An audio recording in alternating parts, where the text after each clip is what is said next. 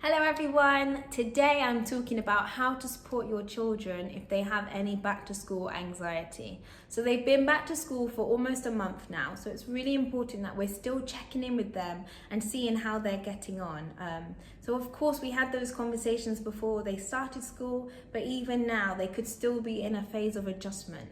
You know, the school system has changed a lot in the last couple of years because of the pandemic, and things could have changed a lot for them since they were last at school before the summer. There could be new procedures in place, for example. So we want to be talking with them, find out what those changes are, how they're finding it, are there any difficulties? We want to open up the conversation with them and have that check-in. We want to make sure we find out any challenges that maybe they're having at school that could be adding to this anxiety. So it could be, you know, they struggle to open up their snack box or eat independently or use the toilet by themselves. These are things that we can support them with at home by practicing them and encouragement. So for example, if your child is used to being fed at home and then they go to school and they're expected to eat independently, this could cause anxiety for them. Especially when it comes to snack time. So what we can do is support them at home to eat independently or to use the toilet independently. We can model, we can guide, we can encourage at home, so when they go to school they don't have that anxiety about that particular thing anymore. We want to develop a consistent routine at home as well, because anxiety is basically fear of the unknown, fear of the future. So by having a consistent routine at home, we create some predictability so that children know what's coming next in certain aspects of their day. Of course, we can't predict everything. Life is unpredictable and there'll be things that happen that we can't control. But if we can control certain aspects of the day, we create a more of a secure place for children, a more of a place of calm. So we want to try and implement a routine so they know what's coming next in certain areas of the day.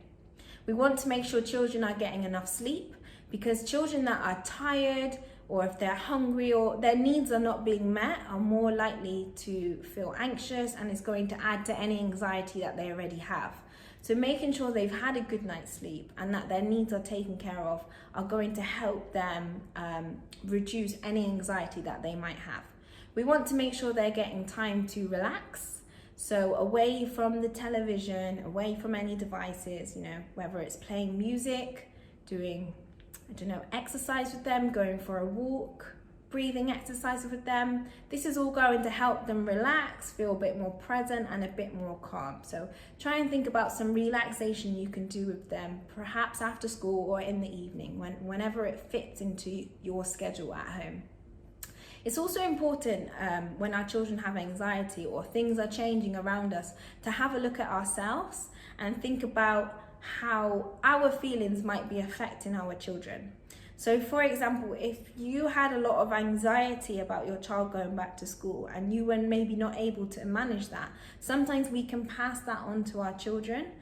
Children are very in tune with their parents' emotions, and they can sometimes catch your emotions and your feelings. So it's important that you look at yourself and you do some of these practices in your own life, maybe some relaxation things, so that you can manage any anxiety that you have, which would also be modeling to your child how they do that. But also by dealing with it yourself, you're not passing on your own anxieties about certain things to your children. Because, you know, if children go to school and they got the impression that mum's are really worried about us going, or dad's concerned about us starting a new class, they're going to think there's something to fear there, which could be the start of that anxiety. So by working on our own emotions and anxieties about things, we also help children with their own. So I hope those tools really helped you, and yeah, just check in with your children now they've been back to school a little while, and just assess the situation so you can support them in anything that might have come up for them.